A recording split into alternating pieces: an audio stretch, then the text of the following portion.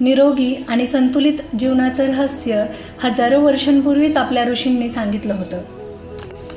आयुर्वेद म्हणजे फक्त औषध नाही, तर जीवन जगण्याची एक शास्त्रीय पद्धत आहे.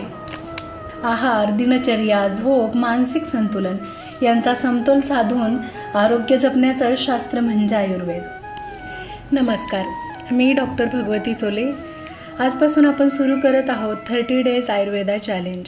आयुर्वेदाच्या ज्ञानातून निरोगी आणि संतुलित जीवनाकडे जाण्याचा एक सुंदर प्रवास.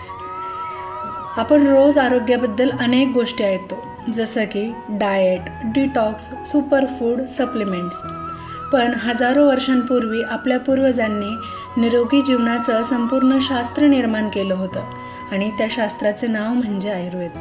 पुढील 30 दिवस आपण फक्त माहिती जाणून घेणार नाही, तर आयुर्वेदाकडे पाहण्याचा एक नवीन दृष्टिकोन समजून घेणार आहोत. चला तर मग या प्रवासाची एक सुरुवात एका साध्या पण महत्त्वाच्या प्रश्नाने करूया. आयुर्वेद म्हणजे नेमकं काय?